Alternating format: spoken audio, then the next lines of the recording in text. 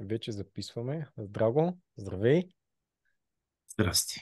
Я малко е странно да говоря български с теб, но за целта на интервю се налага. За мен е по-лесно. Не, да, Можеш бе, да да, не ти предположиш. вярвам. Не ти вярвам. Там, благодаря ти, че се нави за това първо интервю. Както коментирахме предварително, бих искал да поговорим малко за самия процес, прямо каква е нуждата.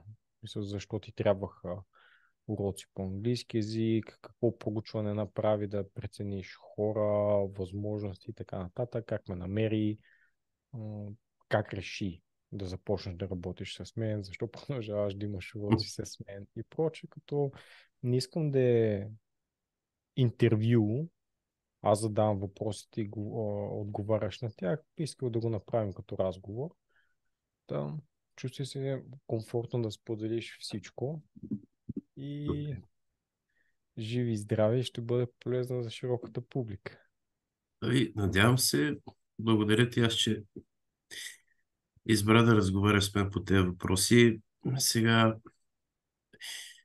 първо да ти споделя, че за английски език в днешно време, ако някой има сериозни амбиции за професионално развитие Да. и ако не го владее както трябва, все едно е човек с една отрязана ръка.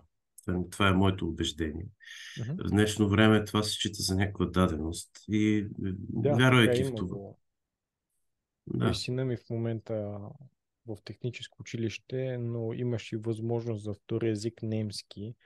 И тъй като голяма част от клиентите ми са рекрутери или HR и знам в смисъл това си технически грамотен човек, който владее английски и немски и си да, да. еднорог. Няма такива, да го напълно в момента и немски да учи. Това с езиците постепенно се нормализира. И вече се очаква и повече и повече. Все повече се очаква така. Изискванията са големи. И затова за човек, който има някакви професионални намерения да се развива, вместо да цикли на едно място, Да, нали, какъвто предполагам в моя случай, трябва да се сигурно. развива постоянно. И Точно. усъвършенстването на английския беше за мен цел номер едно. Една постоянна цел, която си върви. И затова започнах да. Аз съм минал през много такива курсове, обаче винаги имам една неудовлетвореност. Винаги съм смятал, че нещо допълнително трябва да се направи. И си започнах собствено проучване. Имам профил в LinkedIn и там, нали, българите, които публикуват смислени неща, не са много. И попаднах на твоя Daily Sip в English. Така че аз сте следил доста време. Следихте по-скоро от доста време преди да се включа. Дали да ти изпратя съобщение с Да. Вопъл, моля ти се, дай да работим заедно, защото имам нужда. О, Но дали минаха месеци са минали, да, следях, запомнях си нещо, беше ми много полезно това. Но в един момент смених професионалното поприще да, и ми се наложи да ползвам английски много по-често, отколкото преди. да. Отделно налага ми се да пиша на английски, то на академичен език, малко по-абстрактен, малко по-осложнен.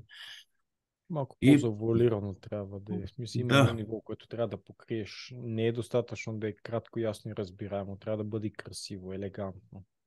да, и понякога, когато трябва да кажеш нещо, все едно да не казваш нищо. Мгм.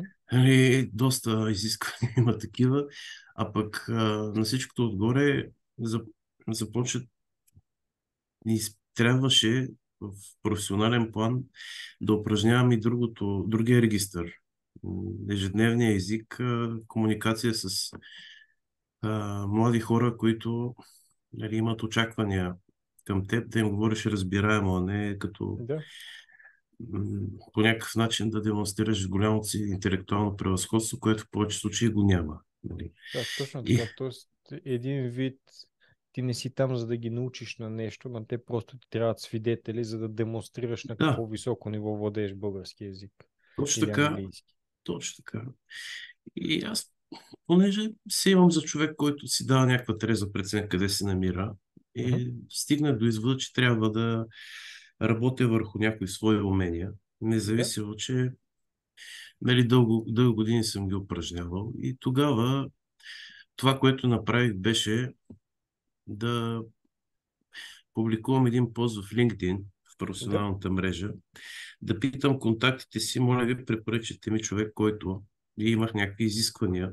да. А мисля, че е важно да ги споделя, за да може все пак да придобият хората, които ще гледат това някаква представа. Мгм, Поради моят негативен опит с ам, учебните центрове, които следват един подход доста догматичен, един учебник, едно ниво, работа в групи, някой чете домашна работа, друг проверява, нали, тези неща не водят според мен до добър резултат. Имах нужда от някой, който да обърне внимание на моите слабости мгм, и да работим индивидуално в този смисъл. И едновременно човек, който да може да вземе предвид място, където се намирам в професионалното си развитие. Къде искам да мгм. отида, къде съм в момента, да ми Да, помогне с трезва преценка и съвети как да стигна от там, до където искам да стигна. да. И можеш да очакваш, че мрежата изригна буквално с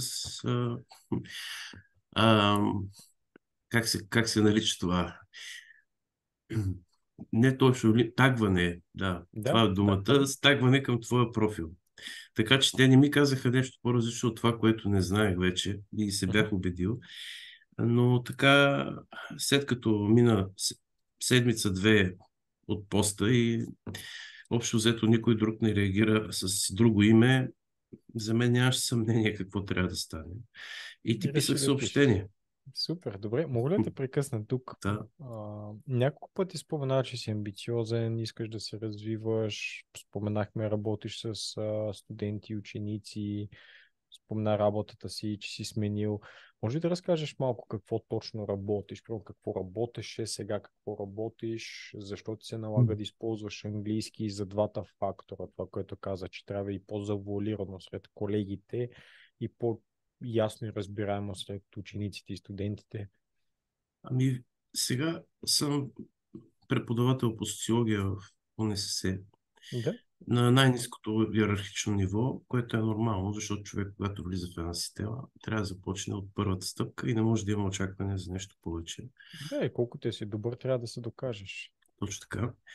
И във връзка с доказването, и това е едното, преди работих в държавната администрация, там ми се налагаше да работя повече с данни, отколкото с английски язик и поради проблеми от лично естество, които не има място да споделям тук, но ми се наложи да сменя работата, но пък Мгм. преподаването винаги е било нещо, към което съм се стремил няколко пъти. Да, Имах възможност, т.е. ми се отвори врата да преподавам, но винаги ми се затваряше. А сега се отвори широко, така да използвам тази метафора. да, И там се сблъскваш с два типажа в преподаването и академичната работа. Единият типаж е а, са студентите, младите хора, които искат да им се говори разбираемо мгм. на нормален език, да им се обясняват сложни концепции. Ако това не ти се отдава, посещаемостта на лекциите е много ниска и времето, което студентът прекарва в гледане дисплея на телефона, докато ти говориш нещо, е доста продължително. Така Да, те че, просто изяпат и не са там. да, и тези неща се виждат. И да, аз съм бил студент, знам какво е. М, И за това си давам сметка, че да можеш да говориш на такъв език, простичък, ясен, мгм. в същото време без особени грешки и с правилно произношение, Да, и да можеш да обясняваш сложни концепции е нещо много ценно в нашата професия или в професията, в която ми предстои, надявам се, да се интегрирам по-сериозно, по-трайно. да. А другият типаж е по-особен. Там трябва да можеш да обясняваш сложни концепции на сравнително неутрален език. Мгм. Защото преди всичко научният метод изисква обективност, нали, една дистанцираност от твоите ценности. Да, И когато, например, кажеш, че някакъв, понеже моята сфера е социална политика основно, и кажеш, че размерът на някакво плащане е значително нараснал, някой ще те прасне през ръцете и ще каже как така значително нараства. Нали? Какъв е критерия за значително? И трябва да си много внимателен с тази терминология, епитетите и начина, по Как който точно конструираш израз. боравиш с Да, думите. да. Да си ценностно неутрален в някакъв смисъл, да можеш да интерпретираш емпирична информация, а, да няма някакво особено лично отношение извън твоя подход, който си вложил да разработиш текста. Мгм. И същевременно там регистъра е друг. Там нали, да теб няма какво да обяснявам. Но моето усещане е просто да го споделя, че си в две културни вселени, което изисква ти да имаш всеобхватно владеене на езика. Да. И това са накратко нещата. Нали, мога да продължа, но да не бъда много словен в случая. Да, доста добре ги. В смисъл, отбелязах си множество така венюта, по които може да продължим с въпроси. Но това, което каза за подхода да вземеш нещо сложно и да го обясниш с прости думи, има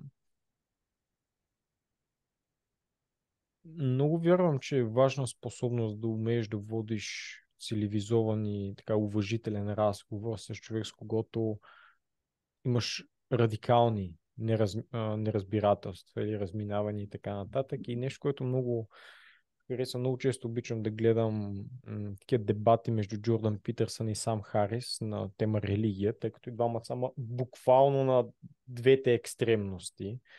И там е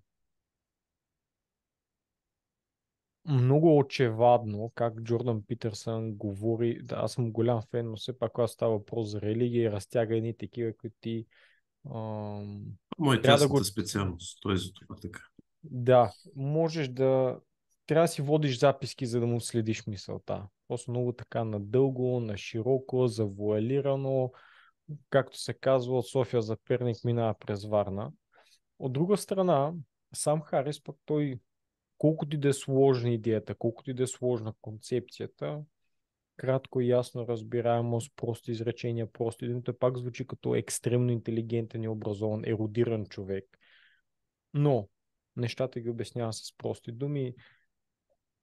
Когато ги имаш да говорят заедно, това нещо е много очевидно. И същото и това с простите думи, аз самия имам подобен опит. Примерно завършил съм металургия в средното ми образование и 3 години сме учили в стомана. В смисъл беше практика в реални работни условия. И много неща за това как се вари как се варят металите като цяло, как се прави сместа, от която ще бъдат направени, как се обработват и проче. Когато учителките го обясняваха с техните всички дребни детайли, колкото и незначителни да са и така нататък, то не през едното влизаше, през другото излизаше, то дори не влизаше. Но, когато отидохме в завода в реалните работни условия и стояхме на няколко метра от кофата и виждахме как с крана я пълнят и там общия складов работник ни обясняваше, окей, сега искаме да направим еди какъв си метал, трябва да има еди колко си части такова, толкова части такова, смесени по такъв начин. И ти когато го гледаш и ти е обяснено с език, който резонира с твоя начин на мислене и поведение, нещата се получават. Та... Да, така се изгражда някакво устойчиво взаимодействие. Чуваемост, така е. Да, супер. Добре, разказа как ме откри, че общо взето в LinkedIn написал си един пост. Между другото, аз не ги виждам, изключил съм си всички известия за всичко възможно навсякъде. Освен телефонни обаждания, SMS-и, не получавам известия за нищо друго под никаква форма. Та, изпуснал съм ги тези, но се радвам, че много хора са ме Самата препоръчали. истина. Да, Така е. имаше една много смешна ситуация, тъй като предлагам и бизнес курсове, т.е. самите уроци са придобивка за служителите, компанията ги плаща и пак така беше не много отдавна, собственика на фирмата ми писа, поговорихме малко и той това му беше коментара, че видях, че е над 600 дневни поста, т.е. толкова време всеки ден продължавам да го правя. Точните ми думи бяха: убеден съм, че ти си типа психопат, който ми трябва, за да ми реши проблемите. И беше супер смешно. Добре, и спомена какви са били изискванията ти след това, когато се видяхме, примерно чухме се по телефона, направихме си опознавателната сесия. Какво те... Окей, защо реши да започнеш да работиш с мен? Заради доверието, което се изгради в началото, не само защото, хайде така да кажа, работил съм с други обучители и когато им кажеш къде те стяга обувката, голяма част от тях въртят и случат, както каза българина, и те водят там, където те искат да отидеш. Мгм. Те си имат някаква визия как трябва да изглежда един индивидуален урок, как трябва да бъдат удовлетворени някакви нужди и те водят бавничко, стъпка по стъпка натам. Ти не го направи. Ти чу внимателно какво а, мен ме притеснява и слуша, макар и с някои неща да не беше съгласен, видях, не ми каза направо Мгм. и се опита първо да ме оставиш сам да стигна до някои изводи, което аз го оценявам. Тоест, не ме поведе там, където ти мислиш, че трябва да се стигне, ами даде свобода да известно време да се ориентирам в обстановката и да си направи изводите сам за себе си. Затова доверие а, при всички случаи. Второ, метода, който ти използваш, за мен е доста удачен. В моята ситуация, предполагам, за други може и да не е, но в моята конкретна ситуация е нещо, Да. което аз оценявам високо. Ам, Начинът, по който протичат уроците е като комбинация от разговор с теб, разговор с други хора, възможност да чуеш различни начини, по които езика се използва. Да. В същото време е една деликатна обратна връзка там, където бъркаш и липсата на фокус върху дребните грешки, нали, които с времето се изчистват със сигурност, но там, където трябва да се коригира при всички случаи, за да не се възпроизведе в мозъка ти тая грешка и да продължава да се повтаря, нали, Мгм. ти се намесваш веднага, вижда се. Домашните, които даваш, те са провокативни, карат те да мислиш, карат те да влезеш в нови вселени, включително и такива, за които имаш установено мнение. Нали, провокативно е, което също оценява в някакъв смисъл. Та, другото, нали, и с него да приключа, защото има още, но все пак най-важните. Ти даваш на човека възможност да прояви отговорността си на зряла личност. Значи, Мгм. не може всичко да бъде дадено наведнъж. И ако някой има необходимост от това да развива някакво свое умение, трябва също да положи усилия. И това, което оценявам много високо, е, че ти даваш насоката и оставяш човека да действа. Като това, според мен, е положително. С няколко думи. Окей, добре. Благодаря ти. Може да разкажеш малко повече за метода? Какво точно имаш предвид примерно, че самите уроци са полезни и ти харесва, че е във вид на разговор, защото това нещо е важно, че е във вид на разговор. Защото когато човек чува себе си как говори, много по-лесно може да си даде сметка къде са му блокажите и да се опита да работи в тази посока. Защото писането и четенето са неща, които са по-достъпни Мгм. и можем да ги правим, но говоренето е истинският измерител, според мен, доколко човек владее езика, защото езикът си е система от символи, която е предназначена а, да установява някакво разбирателство между хора, може би от различни култури, Мгм. от различни точки на света. И ако писмената кореспонденция естествено е важна, но когато започнеш да говориш, Мгм. тогава се изясняват доста неща, свързани с твоите трудности. Така че факта, че уроците протичат като един свободен разговор Мгм. по теми, които са ти интересни и по теми, които не са ти интересни, защото другия събеседника може да има някакви теми, които на тебе са ти далечни, но това е нормално в живота. Ние не живеем в стъклени сфери, изолирани от другите. Ти позволява това и ти позволява да развиваш комуникативните си умения. Не само Мгм. на английски, но по принцип. Да, А, добре. затова този метод на мен доста ми допада. И падат бариерите, които ние всички, които нямаме, не сме, английският език не е матерен за нас, имаме. Нали, някои от хората като теб, например, предполагам, нямат такива затруднения, но ние, които се учим, винаги премисляме в главата си, как ще го кажа това, да, аз го знам на български, ама на английски да намеря думата. Нали? И е така добронамерена среда, позволява на човек да се развива. Мгм. Това, това за мен е важното. Добре. Би ли разказа повече, спомена, че уроците понякога е разговор с други хора, понякога е с мен. Как точно се случват нещата? Какъв е твой опит с това? Опита е... Ти ме срещна с много хора. Загубих им бройката, но Мгм. различни хора бяха. От различни възрастови групи, от различни професионални области. Така че няма нещо общо, което може да се изведе, освен начина по който протичат уроците. Но Мгм. имаше, имаше хора, които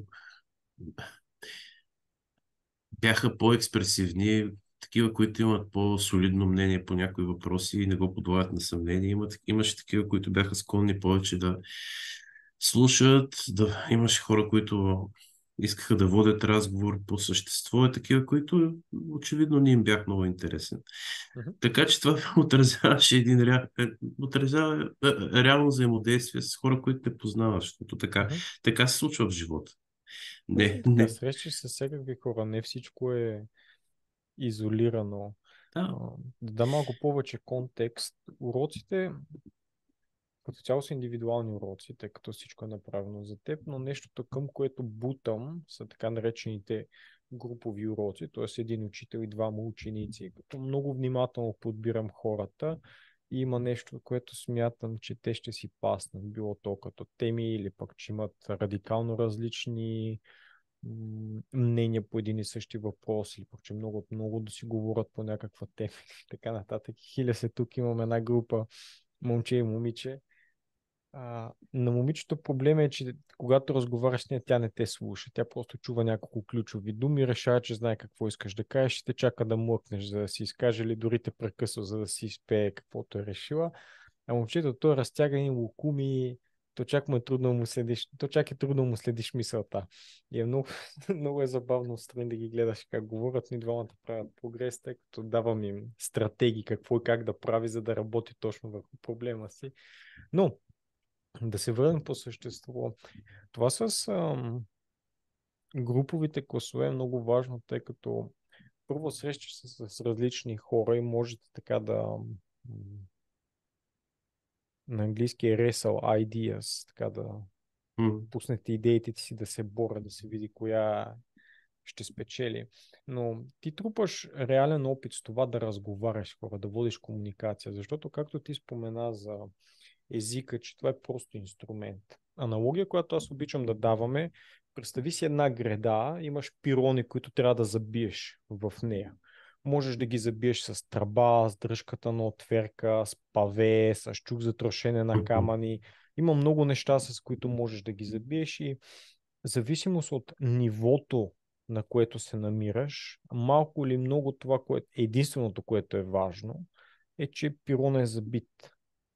Как точно си го забил, няма значение. Важно е, че пирон е забит. И реално, когато се срещаш с други хора, в идеалния случай, които са на приблизително твоето ниво, т.е. английски, който говорите е сравним, се сблъскваш с различен начин на изказване, различен начин на различен избор на думи. Примерно нещо, което аз обичам е използвам страшно много екстремни епитети. В смисъл, когато казвам нещо, обичам да го подсилвам. Да е не просто окей, сега не мога да дам някакъв пример, който е подходящ за интервюто, но се сещаш. Има други хора, които пък се изказват много меко, много завуалирано. Има други, които обичат така съвсем тактично и деликатно. Казали са го, ама не са го казали и така нататък. И когато се сблъскваш с тези неща, това разраства твой езиков капацитет. И любим пример, който имам, съседката апартамент отсреща, тя е доктор на науките, преподава икономика в много университети и проче. И примерно, когато разговарям с нея, си позволявам да говоря на английски, български, на много високо ниво, тъй като е подходящо, в смисъл отива за нивото, за събеседника, докато когато си отида на село, български, който говоря там, не е български, който в момента говоря с теб. И друго важно нещо, вече преди доста време в един разговор на български език, в срещната страна каза: аз избягвам да отъждествявам хората с това какво работят, но... Аз бях... Чакай. Избягвам да отъждествявам хората с това какво работят, но и познай какво си добавих в речника. Там, когато разговаряш с други хора, ти слушаш те как използват език и нещо, ако ти хареса, то в крайна сметка всичко е ремикс. Няма как да кажеш нещо, което преди това не си го чул или видял някъде. Така е. И това много сега по естествен начин ни доведе до домашните. Спомена, че са много интересни, много провокативни. Може ли да разкажеш малко повече за какви домашни ти давам и защо това нещо го виждаш, че е полезно за теб и те впечатлява? Последният такъв особено провокативен пример беше по темата за равенство на жените и мъжете. Мгм.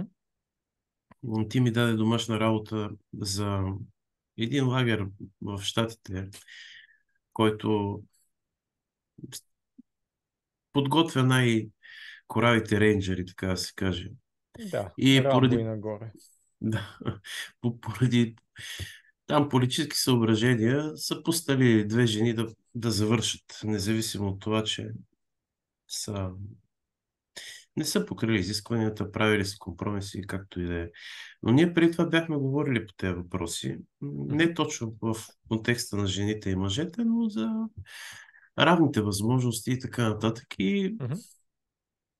ти ми представя друга гледна точка. Та, аз се сблъсках с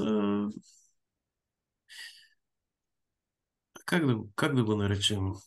М, Позиция, която може да срещнеш в реалния живот, която е Мгм. доста противоположна на твоята и се защитава от хора, които са абсолютно убедени в правотата си. Мгм.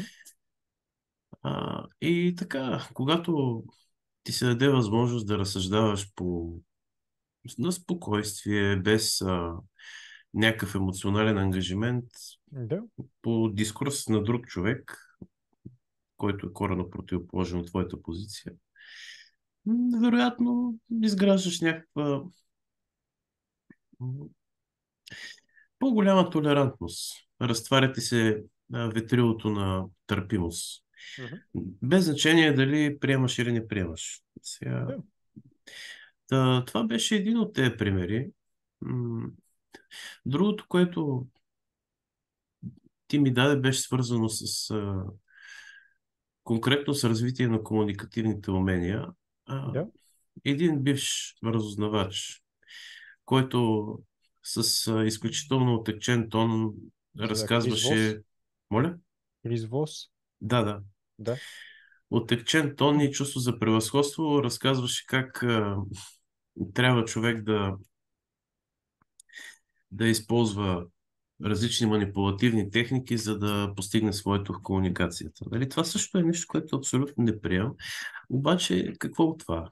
Нали? Това Мгм. са нормалните неща. И човек се учи по Точно. този начин. Разширява познанието. Мгм. Да, Тоест да разбирам, че ама съм го заковал. I hit the nail on the head с това, че ти давам. Преценил съм, че в истинския свят, когато излезеш там в дивото и използваш езика, в повечето случаи ще се налага да водиш дебати. И това да ти давам такива провокативни домашни, неща, с които ти не си съгласен, всъщност ти дава възможност, освен да си подобряваш английски, да практикуваш това, да запазиш самообладание, да чуеш от срещната страна, да си построиш контраргументите и прочее, за да, когато отидеш там, ти всъщност ще имаш по-голям капацитет да се точно държиш така. цивилизовано и дори да изгубиш дебата, ти ще си оставя впечатление на колко културно и цивилизовано си се държал. Точно така и ако използвам твоята метафора за пирона, нали, в един учебен курс този, който трябва да забие перона, целта му, нали, забиването на перона се свежда с това да усъвършенства английски язик, но в реалния живот да забиеш пирона в гредата означава да се разбереш с другия човек. Да. Без значение дали, нали, както казвам, както казах по-рано, приемаш или не приемаш, но това си е ценно, в крайна сметка. Нали, не е задължително да си фундаменталист винаги.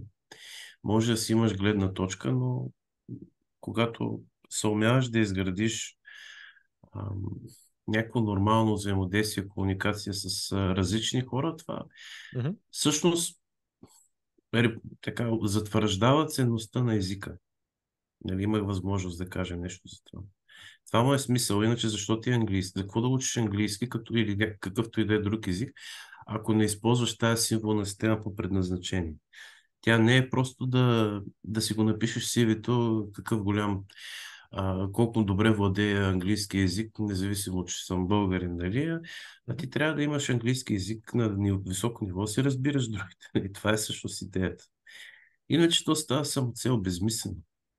Нали? Така е. Трябва ти за да комуникираш информация. Да, И така това е. много ми хареса, което каза, че крайната цел е да се разберете и да Е, постигнете повече. Почвам да се подхилквам и малко сетих се за а, една бизнес транзакция и в крайна сметка беше добра сделка и за двете страни. И казваш, че доволен съм, тъй като е изгодно и за двамата. Никой не е ощетен. Да, ама това е проблема. Добрата бизнес сделка, когато и двамата са прецакани. м, И се смяхме много и там. Тук е много важно в контекста, спомена, че работим върху комуникативните умения, т.е. услугата е комплексна, не е просто да ти преценявам думичките, граматиката, дали правилно си спригна глаголи и така нататък, а по-холистично се работи върху самото ти умение, твоята способност да използваш езика да комуникираш някаква информация. Така ли? да, абсолютно. Да, това беше нещо, което със сигурност а, как да кажа, е много голяма добавена стойност, макар че признавам си в началото не го разпознах. Аз затова ти споменах, като започнахме да говорим, че ти просто ме остави да стигна до някои изводи. Мгм. Нали, без да ми натрапаш гледна точка. И ако оставиш човека нали, достатъчно дълго да помисли или да осмисли е по-добрата дума това, което Мгм. се случва, Да. нали, той може да стигне до някакви изводи. Това беше един от тях, че всъщност става въпрос за третиране на тази комуникация с учебна цел като нещо, което трябва да развие моите умения по принцип. Защото всеки един от нас има нужда. И другото, което много високо оцених е, че всъщност, когато има такива групови уроци, Да. ти се срещаш с други хора м- и това дава възможност да разшириш мрежата си в някакъв смисъл. Мгм. В Защото все някога може да срещнеш някой, който има сходни твоите интереси и може така обмена на информация и взаимодействието да продължи в един смисъл. Така че това също е нещо, което е добавена стойност от а, учебния курс.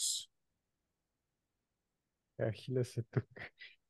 А, знам за 3 ситуации, в които така хора, които са се свързали, това е довело до бизнес, мисъл, М. положителен финансов резултати за двете страни и Без за да са прецакани и двете. да, без да са прецакани и за една комбинация момче и момиче, които доколкото знам вече са гаджета, така Да, че супер. има Така че нетворкинг. ето, трябва да го таксуваш това. Не мога. Записвам си, таксувам веднага. О, сега Процент, имам, процент от разходите за сватбата. нали? О, супер. Искам да те пита нещо, ти го спомена в началото, просто изпуснах удобен момент да е на място да питам, но сега, когато казваш, че съм ти дал време, т.е. не съм си натрапвал мнението, но съм ти дал време сам да достигнеш до някакви заключения. В началото спомена, че видимо не съм бил съгласен с някои от нещата, които казваш, но не съм го директно коментирал или подходил към него. Можеш ли да дадеш някакъв пример? На мен ми е интересно най-малко. Да, окей. Един, един в началото и един съвсем отскоро. Да? В началото, когато имаше опознавателни уроци, Мгм. м, първите 2 пъти ти слуша, говорихме, но нали, в един момент просто деликатно ми намекна, ами ти трябва да стигнеш до извода, че нивото ти на английски е някакво не особено ужасно. Има възможност за подобрение, но не е това, че да не може хората да те разбират какво говориш. И Мгм. в същото време лекичко ми подсказа, че е хубаво и аз да си поема отговорност за някои неща, не да очаквам всичко да ми бъде дадено на готово. Мгм. И сега всеки един курсист със сигурност, убеден съм в това, когато се обърне към някой преподавател, той очаква от него преподавателя да му построи пътеката, там да го заведе някъде, Мгм. да му даде структурирано съдържание, да му проверява домашните. Нали, това е, за съжаление, институционализиран някакси модел на преподаване. И Да. хората няма как да се оттърсят от това, ако не видят друго. И ти даваш друга перспектива. Но това беше първият път, когато нали, със сигурност усети какви са ми очакванията по този въпрос, но просто Мгм. ми даде време да осъзная, че има и друга альтернатива. Да, тук Тоест, мога. да, Да, изкажи си, извинявай. тоест, оставяме да се уверя, че това, което аз смятам не е добър подход в моя случай. Да, Защото не е за друг, оптималният вариант. да, да.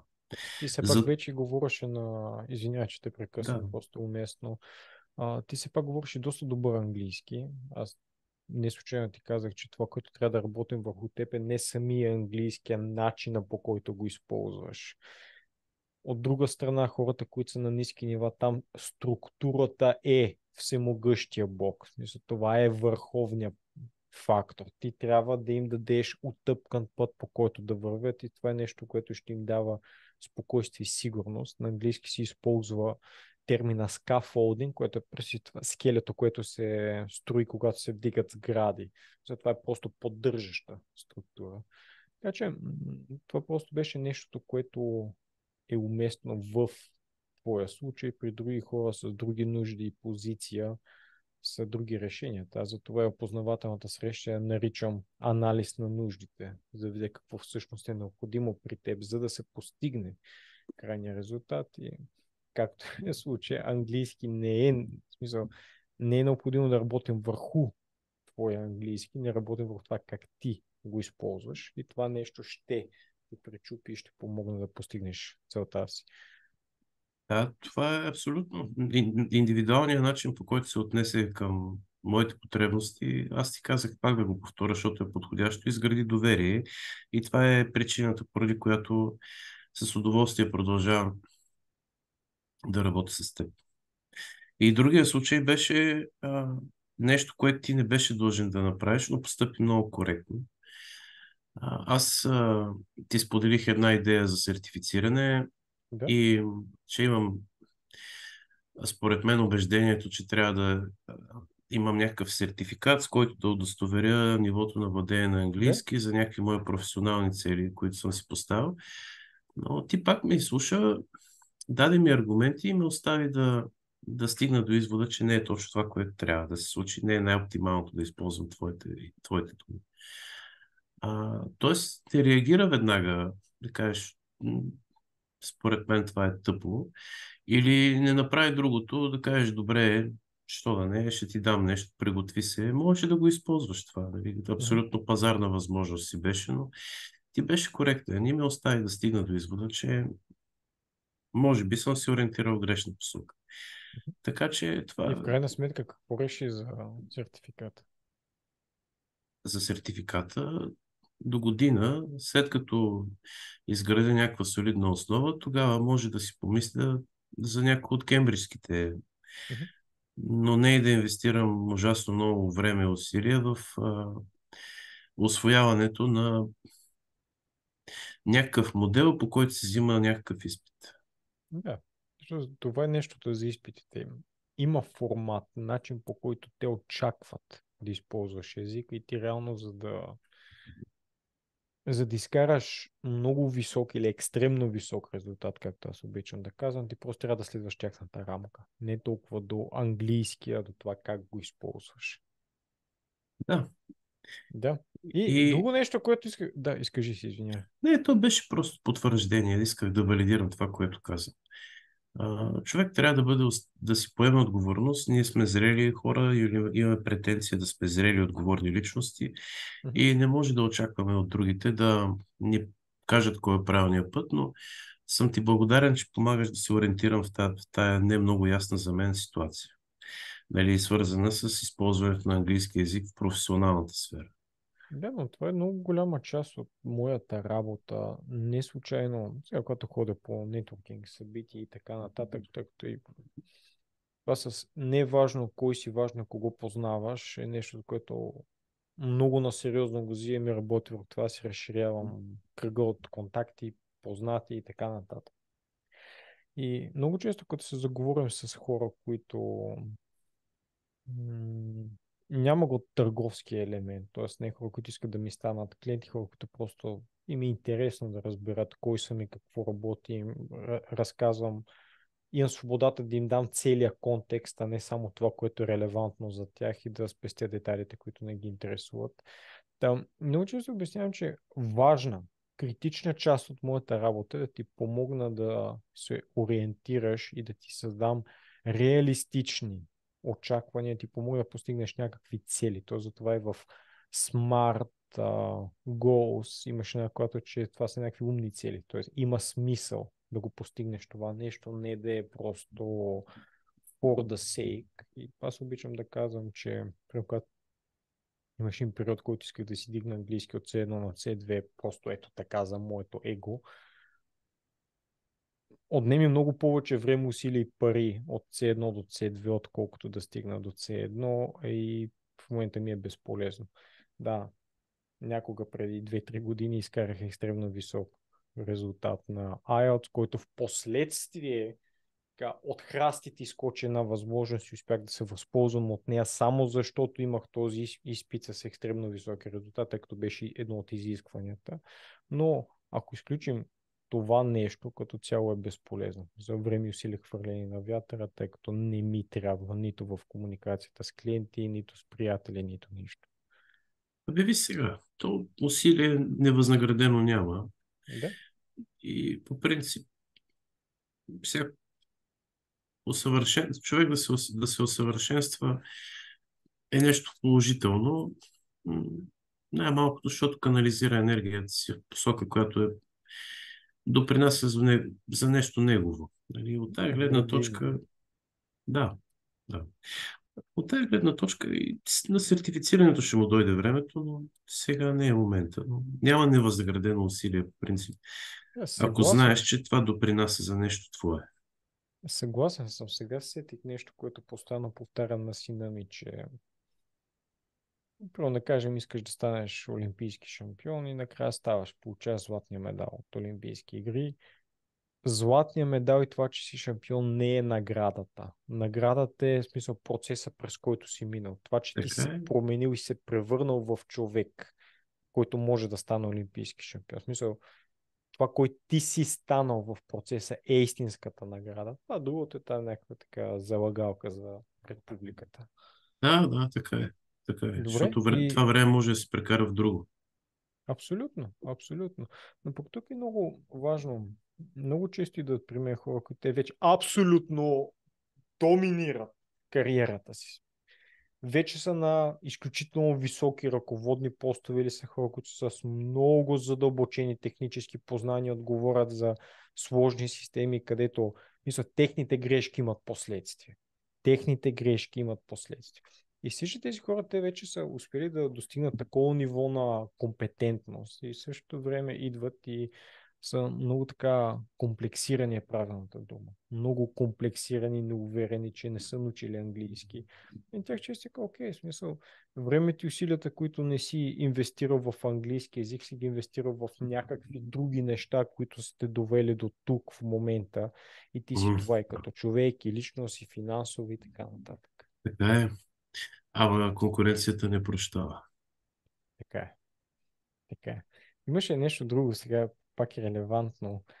А, има ли къде вече да използваш английски и всъщност резултатите, които Човек, сме как? постигнали, всъщност да ги видиш и в истинския свят, т.е. не само какво се случва в уроците, а виждаш ли го и това нещо извън уроците? Вчера беше най-грандиозното постижение в моята академична кариера, благодарение на това, което се случваше последните няколко Слушам! месеца. Слушам! 3 часа и 15 минути лекция на английски с подготовка на упражнения, Да? дискусия, обратна връзка, сух теоретичен материал, плюс практически занимания с студентите. Те успях да ги задържа почти всички през цялото време. Мгм. Та аз съм много доволен от себе си за това, което стана. И в един момент дори се улових, че използвам английския по същия начин, както води лекции на български. Тоест, не да мърморя нещо там под носа си, а да Мгм. отсичам думите, да говоря бавно, да Тоест играеш повтарям. с Да, да, интонацията. да, да, да, точно така. Окей. Абсолютно. Нали, това ще е момент на радост, защото ще дойдат трудностите после, но поне за Да. днес мога да се зарадвам, Я че... разкажи повече за лекцията. Ами, виж сега, лекцията по съдържание няма особено значение. Мога да ти разкажа само, нали, основно за структурата. Пред студенти, които са българи, но имаше и чужденци. Нали, Да? това също ме фана за гърлото, защото, нали, човек изпитва някаква несигурност и като ти дойдат някакви студенти по Еразъм и в същото време си казваш, ти си някакъв новак тук. Университета важно е да му крепиш имиджа, Мгм. защото те хора, Да. като се върнат по държавите, ще кажат, аз къде бях тая странна ситуация. Тук някой ми рецитираше презентацията. Мгм. Нали, тъпо се почувствах, обаче Тоест на също масата не е била само твоята репутация, било реномето на и университета. в някакъв смисъл аз така го почувствах. Нали, сигурно има хора, които тук се сещам за един твой израз, ама може би не е подходящо да се каже, но не си дава толкова зор. Нали, от такава гледна точка, но О, мен това ми беше допълнително притеснение. И в самото начало, благодарение на един твой съвет, който ми даде няколко дена добре. по-рано, аз си бях подготвил структурата на лекцията, имах ясна идея как ще започна, а, как ще се развие като динамика, в кой момент ще спра, кога ще им дам възможност да вземат думата. Имаше някакъв сценарий, в който им бях разписал роля и на тях, за да имам време да си за равносметка как е минал предишния етап и Мгм. нали, това го оценявам, че ми даде такъв съвет. И другото, опитвах се да си спазвам сценария. Нямаше за щастие много инциденти, с Мгм. изключение на това, че Някакви хора закъсняваха и малко ми разстроиха структурата, но трябваше да се реагира в движение. Това е Да нормално. повториш нещо, да смениш посоката на мисълта, Мгм. това създава някакъв стрес. И след като мина основната част, имаше възможност да се починат малко от моята интонация и моят звука на начина, по който звучи гласа ми. Дойдоха, довършихме си, което имахме да довършваме, Мгм. взеха си, раздадох им материали да си поработят самостоятелно и смених малко контекста, в който се случваше цялата ситуация. Докато в първата част беше, аз съм застанал там, ръкомахам, крача, обяснявам им нещо, соча. След това те започнаха да живеят живот в малки групи и аз от време на време Да. им прекъсвах комуникацията, да се включа, да индикирам присъствие, имат ли нужда от помощ, някаква тъпа шега кажа и така нататък. Просто Окей. да бъде малко по-неформално.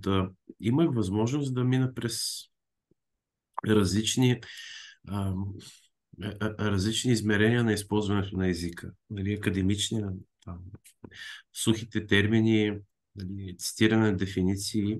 Мгм. Едното, после вече писмения език и на трето място беше неформалния обмен на Да. мнения. Затова съм доволен. Това така протече. Иначе темата е без значение. Тя не е толкова важна. Да. Окей. Чудесно. Чудесно. Благодаря ти много за хубавия разговор. Нещо Мое друго, което удоволствие. изпуснахме или би искал да споделиш и да ме питаш да разкажа?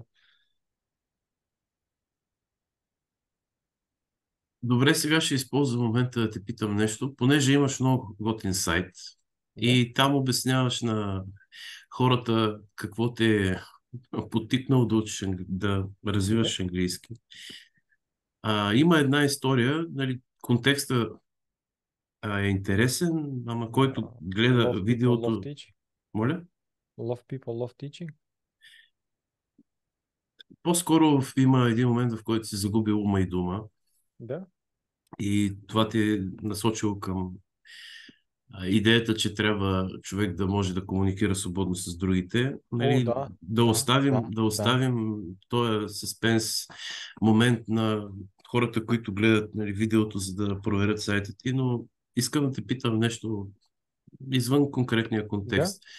Винаги ли, според твой опит, хората, които изпитват някаква несигурност, ам, са повече мотивирани да учат езика, отколкото такива, които ам, иск, искат да учат езика, за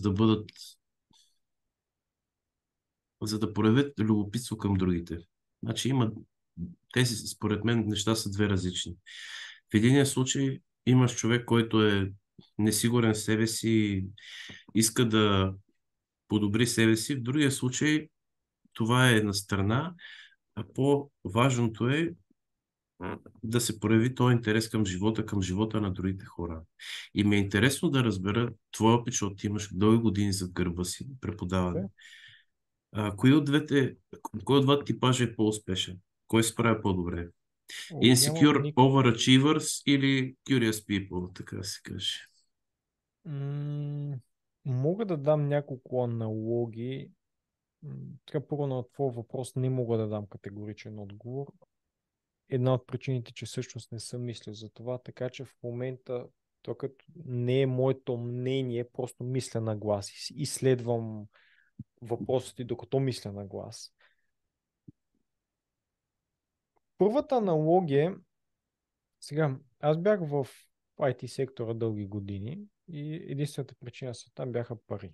Просто, когато преди 10 на години така ме сгъна живота, че имах огромни проблеми. Наследих много заеми от родителите ми и така. И се бяха суми, които с днешната покупателна стойност на парите и с днешните ми доходи, това са много пари. Преди 10 години, когато работех за минимална заплата с тогавашната покупателна стойност на парите, това беше сума, която ми се сипваше живота. В смисъл, дупка, от която никога няма да изляза. И защото тогава много опря до кокала, отидох в IT сектора, защото ми трябват пари. Съответно, тъй като това ми беше мотивацията, правех всичко. Навсякъде отивах с ясната цел да стана най-добрия и максимално бързо да мина през ранковете и най-важното през увеличаването на заплатите. Защо го казвам това? Нещо, което ми позволяваше да стана най-добрия, не защото когато учех някакви неща, то не беше защото ми бяха интересни, то беше защото ми трябваше. И срещал съм много хора като мен, които също са отишли там за парите и те пак отива, прави всичко, което е необходимо от него, защото трябва да го направи, не защото му е интересно.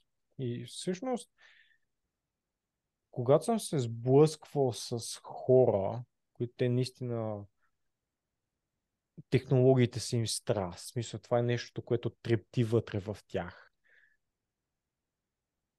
До известна степен беше много досадно да се работи с тях, защото техният основен фокус беше какво им е интересно, с какво им се занимава и така нататък, не какво е необходимо. И много често решенията на проблемите, върху които работеха, не беше оптималният вариант, т.е. това, което ще свърши работата най-добре, това, което на тях им е интересно, или много, много често дадени решения бяха прекалено прости и недостатъчно добри, на него му е било интересно да използва това, или пък са били скандално over-engineered, просто защото на него му е интересно и така нататък. Та, от една гледна точка, когато ножа опре до кокала, там е мястото, където хората правят най-съществения прогрес. Тоест трябва да е дошъл момента, в който се активира така наречен fight or flight. В смисъл, нямаш право на избор, черно или бяло, или. Когато хората вече един вид са отчаяни, те са готови на всичко и комуникираш правилно с тях. Какво трябва да се направи, защо трябва да се прави, т.е. поставили сме разумната цел, нещото, което реално им трябва, те сядат и го правят. От друга страна, пък, хората, на които просто им е интересно, с тях, и пак казвам, в момента просто мисля на глас, това не е мнението ми, с тях е много по крайната цел, която се гони, примерно с тези, които ножа опрял доколко има нещо конкретно, на тях им трябва. Мисля, английски им пречи да постигнат нещо или пък застрашава тяхната работа и така нататък. И целта е някъде там, която трябва да постигне. Докато хората, на които просто им е интересно, целта е много, много, много по-близо. Ако може да отиде в Гърция си поръча един гирос на английски, супер. Ако може примерно, да отиде някъде в чужбина, там да поръча 2 домати и 3 кастравици от пазара или да размени няколко приказки с местните или който да било, това е достатъчно. Сега, след като изговорих всички тези неща, мисля, че почва да се формира целите и нуждите на двете групи са различни и не мисля, че могат да биват сравнявани. Мисля, ябълки и круши. Окей, благодаря ти. Моля. И другото, което е, това е все пак има именно YouTube видео, в което споря, че езика променя начина, по който възприемаш света. И когато говориш немски, там всичко е структурирано, подредено и приемам приятели, които говорят много добър немски. Те казват, че когато мислят на немски, мисълта им тече много по-ясно и подредено и структурирано. Просто и езика го изисква. Примерно на испански има много неща, които се абстрахират, т.е. не е страх, не е имам страх и така нататък. Т.е. отдалечава го от теб и да направиш самата крачка на окей, да се отървеш от това негативно нещо е много по-лесна и така нататък. Езика променя начина, по който възприемаш света, позволява ти да се сблъскваш с различни хора, да обмениш знания, опит, идеи. И това е истинската награда това да владееш чужд език. Аз обичам да говоря, че моята мотивация за чужди езици дойде от малко, когато четях книгите за Капитан Немо и в първата, в която се срещат с него, разказах как в библиотеката си имал книги на френски, английски, латински, немски, на всякакви тематики, математика, физика, история, просто така, художествена литература, може да вземе която и да е случайна книга, без значение каква е темата или езика, на който е написан, и да седне да чете и да разбира. Да. Това беше нещо, което исках да мога да правя, да чета книги. Има съответно много любими книги, които съм чел и на български, и на английски, и на испански. На Малкия принц, когато почнах да уча френски, я четох и на френски, но се отказах да уча френски за сега. Но пак го има това нещо живо, но след като достатъчно дълго обикалях света и срещнах множество хора, това е истинското богатство, да можеш да се разбереш с някакъв, въпреки че в друг контекст. Бих спорил и че когато бях в Тайланд, преди време ходих в Тайланд за един месец и на улицата видях една девойка, която беше просто не мога да пише каква красота. И спряха да я заговоря, да се запознаем, но се каза, че тя не говори английски. Аз пък не говорех тайландски. Нямахме общ език, на който говоря, затова просто използвах жестове. Казах с жестове и показах колко много е красива. Тя се зарадва и въпреки, че нямахме общ език, на който се разберем, използвайки жестове, аз казвах някакви прости неща на английски, тя на тайландски, след това и пак заформихме някакъв разговор, който беше положително изживяване за двете страни, въпреки че нямахме думите, с които да го направим. И в подкрепа на този, мисля, че сериала се казваше Викинги, в епизода, в който викингите пристигат в Северна Америка и там изследват континент и попадат на едно индианско племе. Писал, те нямат общ език, но излезе вожда на индианците. В смисъл, всички си бяха извадили оръжието и са готови, но внимателно тръгваха и вожда на индианците просто взе стрелата, показа на всички, щупя на две и остави на земята. И това беше знака, не искаме война, всички си прибраха оръжието и пак го имаше, бяха много внимателни, предпазливи, но постепенно се стигна там, че вече бяха в палатката, ядяха и си казах дума. Един каза как е думата за това нещо на един език, те пък го повтарях на други и така нататък. Там, дори да нямаш такъв вербален език, на който може да се разбереш някой, невербалната комуникация също е могъщ инструмент да общуваш с хората. Това беше много така силно лирическо отклонение, но благодаря ти за хубавия въпрос. Моля ти се, мое удоволствие. Това, което си взех от което ми каза, са важни неща. Али, пак да се помни смисъл, защо изобщо хората създават символни системи като езика и в крайна сметка наградата от това да владееш на някакво ниво една такава сложна символна система не се изчерпва само до материална наслада. Да. Така че това е важно нещо, което си взех от което ми каза. Радвам се, че ти е било полезно. И така, нещо друго? Друго. Много други неща може да са. Но благодаря ти за още веднъж, че имах възможност да проведа с теб такъв разговор. Аз също ти благодаря. Беше доста интересно. До сега не сме изследвали точно тези теми. Беше малко странно говоря български с теб, но благодаря ти за положителните коментари, за мнението и че се съгласи да направим това интервю, знайки, че сега ще го посна в интернет. Оценявам го. Няма защо, наистина. Благодаря ти и аз. Драго, Okay. желая ти хубав ден и до следващия урок. Чао, до скоро. Хубав ден. Чао, чао.